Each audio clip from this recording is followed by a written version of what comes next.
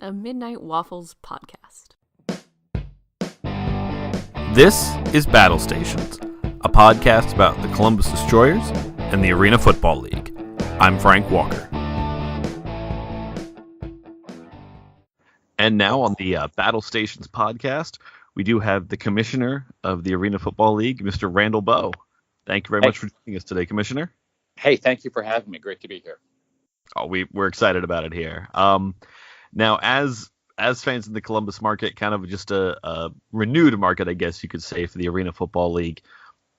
First thing I just did want to ask from your perspective, why was Columbus the choice as far as where to expand with going with two teams this year? Well, we had been looking at Columbus for a while when we were evaluating expansion cities. And, we know that it did really well with an AFL team, a few years ago. We really thought it was going to be a great market. It's a great city, and there's a lot going on. The venue, Nationwide Arena, is a great place for arena football. So it just, a lot of factors came together, and so far, I have to say it's exceeding our expectations. Fans in Columbus are really excited about having a team and snatching up season tickets. So that's great to see. I think it's going to end up being a great market for us. All right, and kind of a natural extension that we look at when you're talking about this year went from four teams to six teams going this year. We've heard different quotes in different places about rapid expansion or growing and whatnot. I know the league wants to expand. What do you foresee as like kind of the pace of this expansion? Are we looking at two teams a year? Are we looking at jumping to four here and there? I mean, what are you seeing in that way? Well, it's an interesting question. I think if you look back at AFL history, I mean, a couple of things become clear. Number one, the league's been around for 30 years, and it's been around that long through some, fairly tough times. I think because it's a great game. Every time I bring someone new to a game, they are amazed that they hadn't been there before. So the game itself is fantastic. What has happened over the years, there were years when the AFL was a big deal, 19 teams nationwide. They had the AF2 league with, I think, 40 teams. There were some real high points, but I think there were some poor strategic choices. I think costs got out of control. I think that they expanded too quickly. And I think one of the things that we've seen over and over again, and not just in the AFL, you're only as strong as your ownership. And I think in the past, there were ownership groups in the AFL that either weren't really committed to the league or lacked the capacity to really build a team. And it's hard work to build a team. So I think that, that's why a lot of ownership groups came and went. So going forward, obviously we want to expand and we're going to expand. The key for me is to do it in a sustainable way. And, I want to keep moving forward. I don't want there to be, 2 steps forward and then a step back. I want us to just keep moving forward steadily. So that's one part of it. The second part of it is, under our new model, the league itself is going to be opening and starting these franchises, when we expand to different cities. And that's a big difference from the past, where it was more of a sales-driven process. You would go and look, and you'd find someone in City X who wanted to invest in the league and have a team. And I think what we're going to be focused on from here on out is that the league itself will evaluate the cities, decide which cities make the most sense for the AFL to expand to, and then go and set up teams and do that. So, that does, there are only so many of those teams we can start a year. So that's going to be something we factor in. So that's all a very long-winded way of saying, I would expect us to continue to expand steadily. It may be two teams if we have opportunities, that are too good to pass up, and that would involve us expanding more rapidly. Then we would do that. But the bottom line is, however we do it, we're going to do it in a sustainable, long-term way. All right. And kind of going off of that, I mean, you said that so much of the health of the league and where it needs to go forward is based on those ownership groups. Now, right now, the league has two primarily. You've got Trifecta and Monumental, at least to my understanding. Right. Does the league see obviously you couldn't tell us specifics, but I mean, are there discussions or are there, what's the role in looking at saying, hey, let's get new ownership groups involved? I mean, how is that being factored into that decision making? We will be out in the market later this spring and bringing in new investors, and I think it'll be a combination of people, but I think that it's very likely that there will be investors who aren't necessarily interested in operating a team. They're interested in investing in the league as a whole. So that's kind of our plan. But we've got two great partners right now that give us a lot of stability and a lot of resources, and so we're going to be able to build on that. I like to say it's like the scene in Step Brothers when they're doing the Prestige Worldwide presentation, and they say, investors, possibly you. So it's okay. So it sounds like you're kind of going for almost like what those earlier days of MLS was, where it was the league runs everything. You're not necessarily looking to even get that investor operator thing where it's necessarily always a local ownership group, just having people who kind of are investing in the league then. Yeah, that's exactly the model that we are working from. We're looking at a lot of what MLS did, and we're shamelessly copying it. And it worked pretty well for them, and I think it's a really smart business model. So we will be looking for investors, and if we find people who are also interested in operating a team, I mean, yeah, we can do that too. Okay. Now, something that's hard to miss if you've been reading what the AFL puts out and looking at everything is this definite focus on betting and gambling, and the league kind of tying itself into that. I can see the obvious things as far as generating interest in the community that want, the people that are into gambling, all of that. To your average fan who likes to go to games and root for their team, what does that mean for them? I mean, how does that strengthen the league, or how does that make the league more financially sustainable, that sort of thing, that gambling is a big focus of it? Well, so first off, I don't envision us forcing people to bet on the game if they don't want to.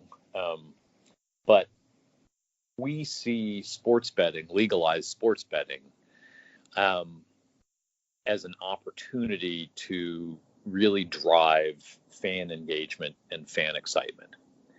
So you're right. I mean, there are a lot of fans who are happy going to the game and probably not interested in betting on the outcome. Maybe that's true. Maybe that's not true. There are also a lot of fans who, like to bet on the outcomes of games.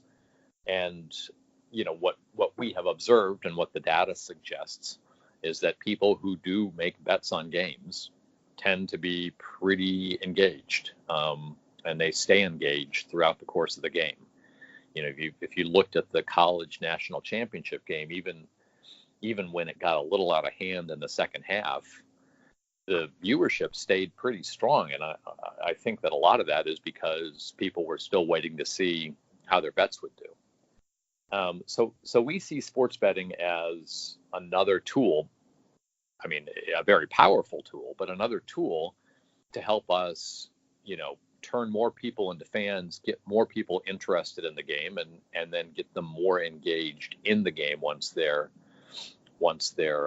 watching it. And so we're working with a lot of people um, so that fans will be able to bet on our games. We're hoping to develop a platform and launch it in the not so distant future so that you would actually be able to stream the game on your device and at the same time have the opportunity where it was legal to place bets. And in states where it's not yet legal to place bets, we would probably have the same interface, but it would just be a free to play game. So all of the game outcome bets along with all of the in-game betting, and I should pause for a second. In-game betting to us is also a really huge opportunity, and it's a way to kind of make the games even more fun. It's what's the next play? Is Team X going to score on this possession? There are all sorts of potential in-game bets that we could do, and we think when we look at it that arena football is perfectly positioned to capitalize on betting. We know from the data that the most bet upon sport in the U.S. is football. And we think that our brand of football, high scoring, on average more than 90 points a game, a scoring play roughly every 6 plays, is perfectly suited for sports betting. So that's why we are leaning into the sports betting opportunity. We're trying to make sure that as we grow and develop, we do it in a way that takes advantage kind of the tailwind that sports betting is going to provide in terms of popularity and engagement, and we'll just go from there.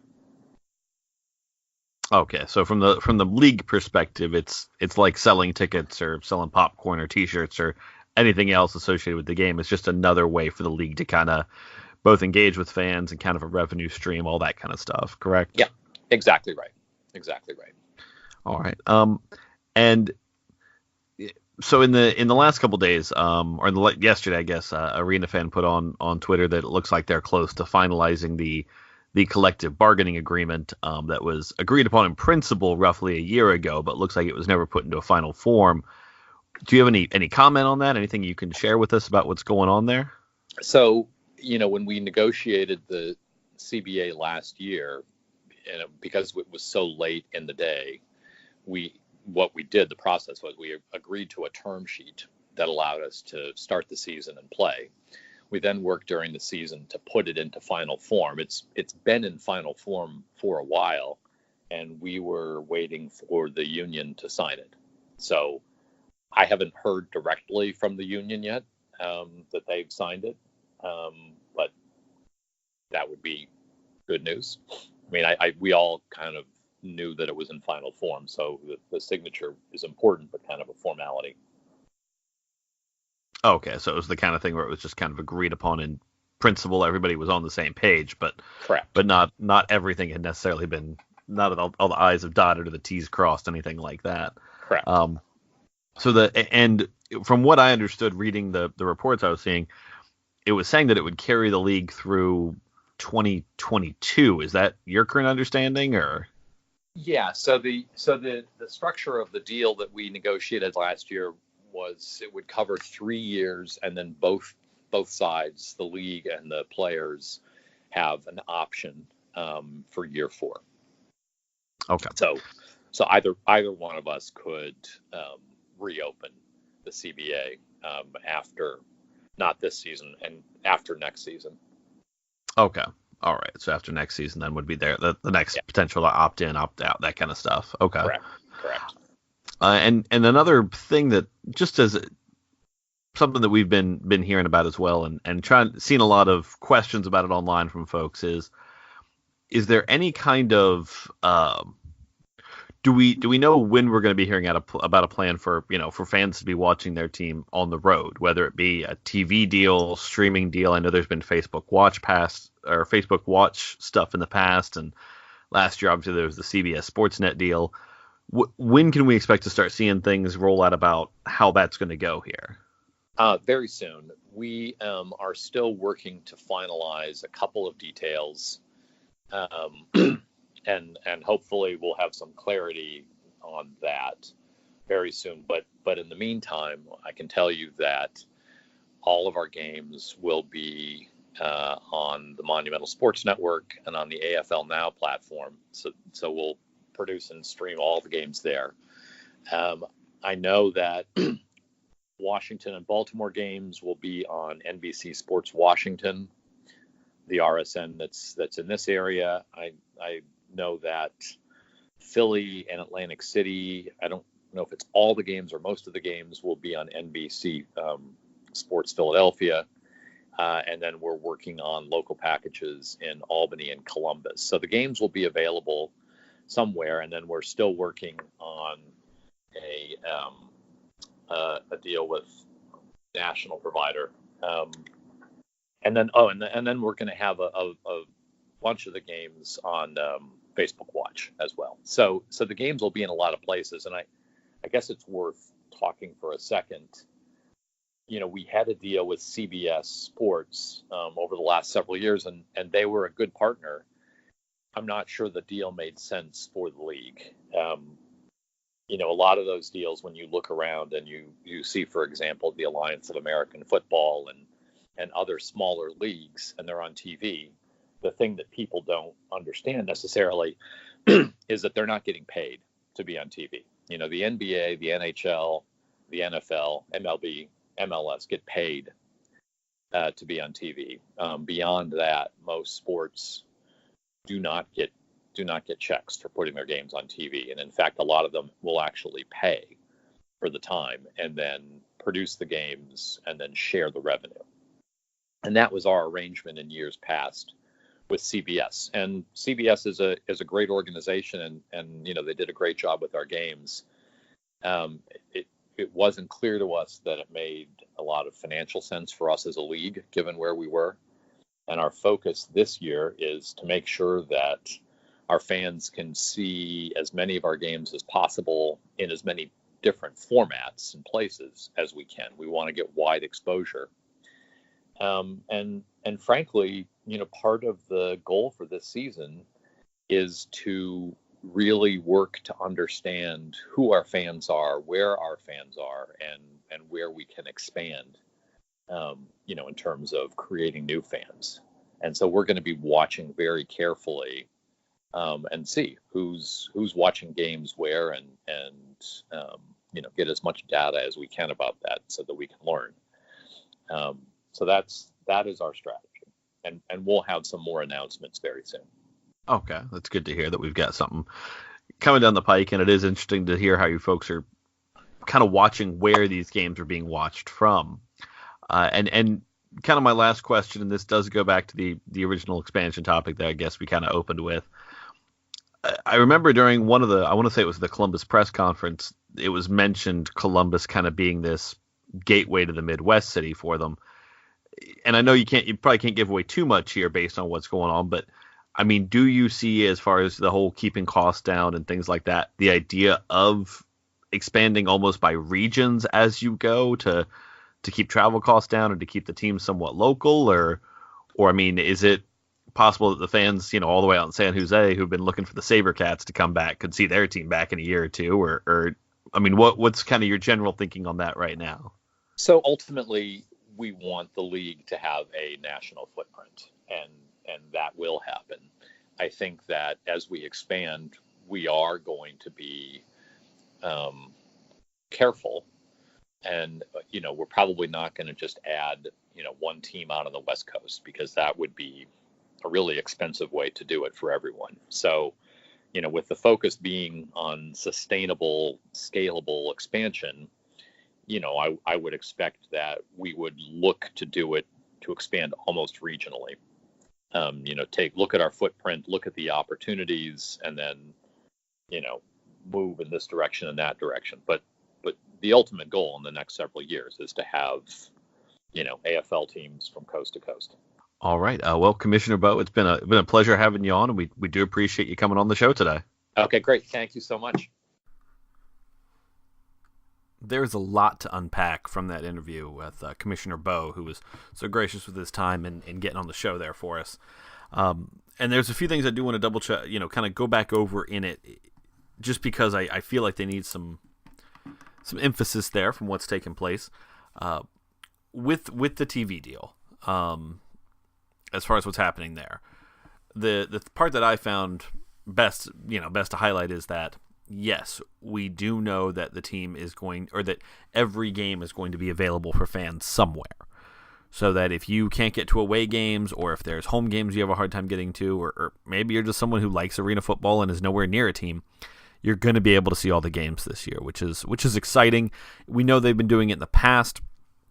And other parts of that discussion, because I've heard this discussed in other corners of arena football fandom, this concept that the AFL was essentially paying for airtime on CBS Sportsnet, and the deal just financially probably wasn't working for the Arena Football League. What I think the Arena Football League's plan is to just try and use the TV possibilities as much as they can to get that to get the exposure.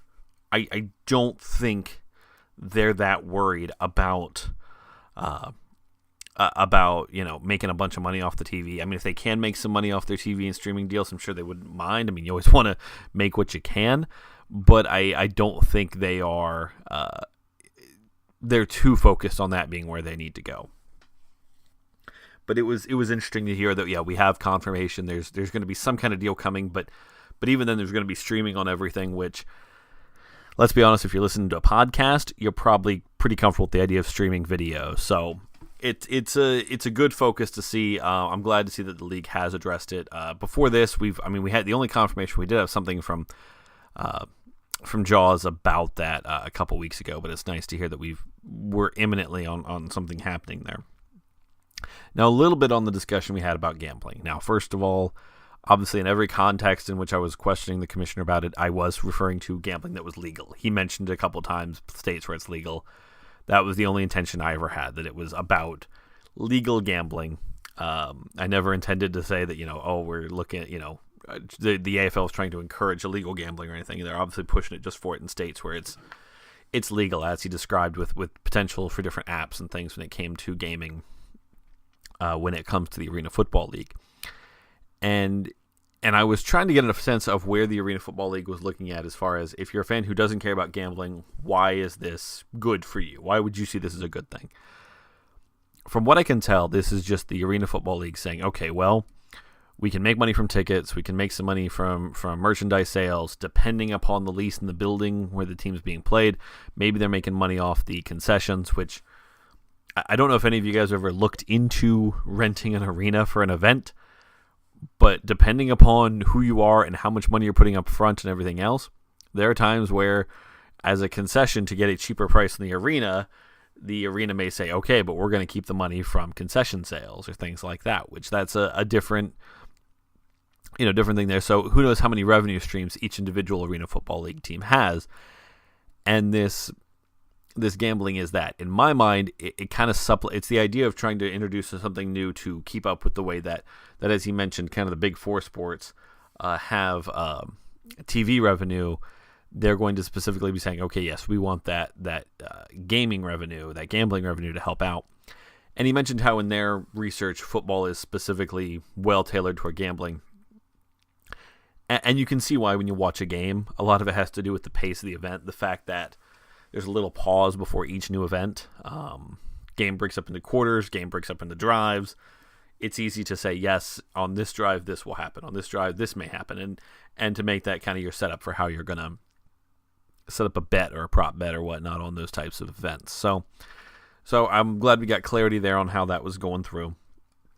The big thing that I heard this week that was kind of a surprise in what I was hearing, because there's been a lot of talk about, okay, so what's ownership going to look like? And people have talked about, oh, well, when the Cleveland Gladiators get back in, Dan Gilbert obviously will own them, and maybe he'll take over the Destroyers, and maybe I've heard about a family up in Detroit that may want a team, and people trying to almost like find ownership groups to get into it. And in other circles, we've heard about NBA/NHL ownership getting into these things. What I find interesting in this is that they are prepared for the league to essentially run all the teams. and for these other investors to pretty much just be providing money, and then, it essentially just being a return on investment going about it that way. I am interested to see where that goes, because it does suggest, and again, it's hard to, these aren't questions you can always pose to the commissioner, because he can't answer everything straight. I mean, there are certain things that are business secrets and trade secrets, and if you've dealt with many companies before, you've probably ran into situations where you had to sign non-disclosures and things like that. But my feeling on this is that it's the sports world right now, as far as how the money really is in it, is in franchise values. The Arena Football League seems to be focused on creating the value of the overall brand, as well as trying to find ways to generate real money from the game. So it seems to be a little different. We're going to see how it plays out. I'm interested, especially when you mentioned the idea of, well, yeah, we're looking for investors, and hey, if one of them wants to run a team, we'll talk about that. That's interesting. It seems that the Arena Football League says, hey, we've got these two groups in Trifecta and in Monumental who know how to run sports organizations, so we're going to let them do that, and then we'll get additional people involved later. So I found that to be a really kind of interesting part of the interview, and to see how that plays out in the future, and to see if even when the AFL gets investors, if it's going to be something where it's news at all.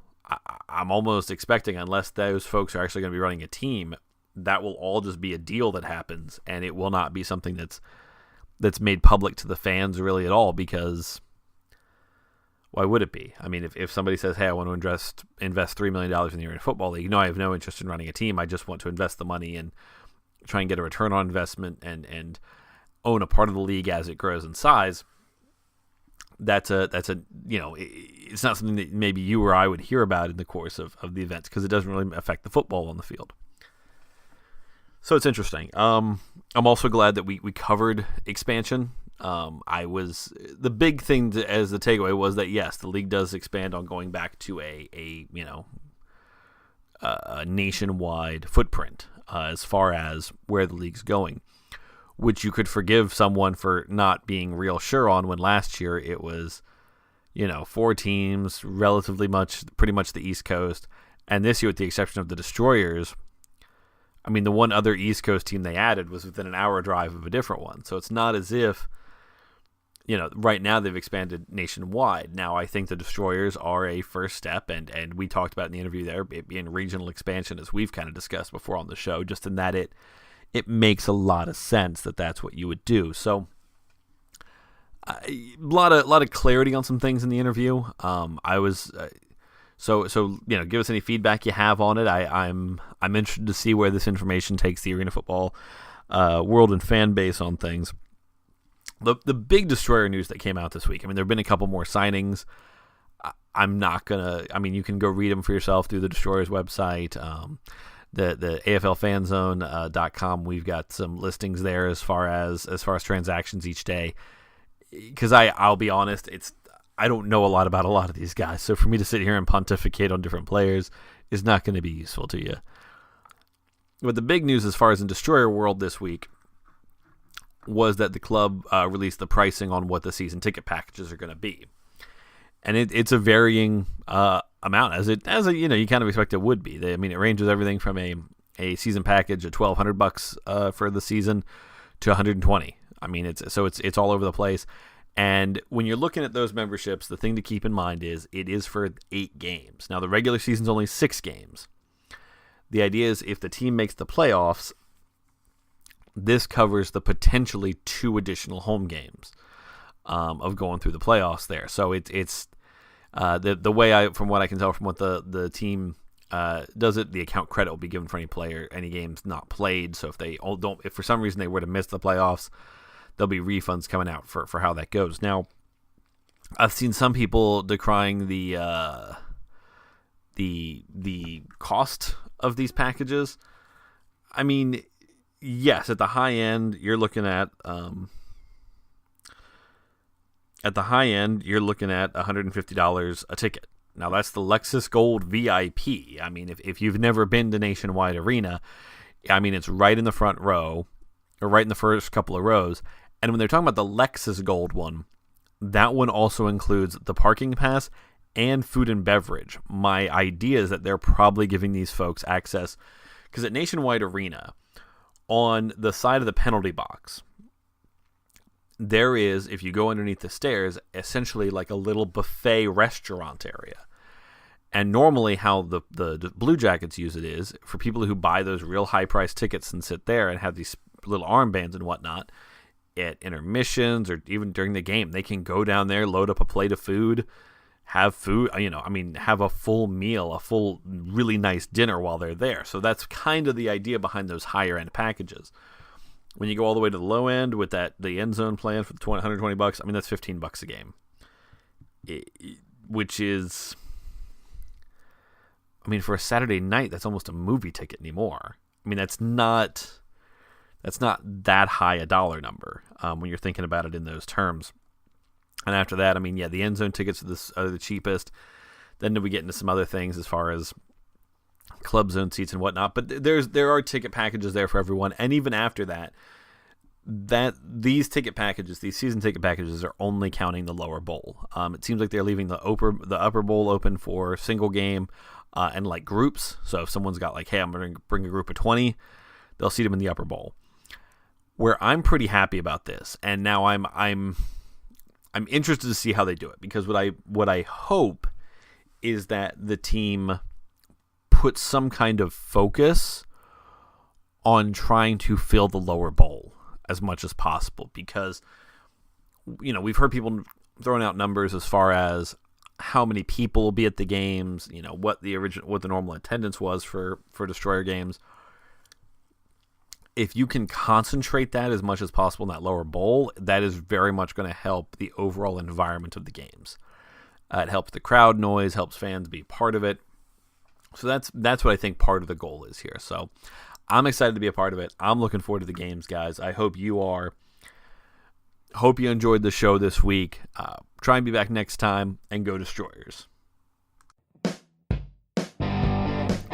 Thank you for listening to Battle Stations.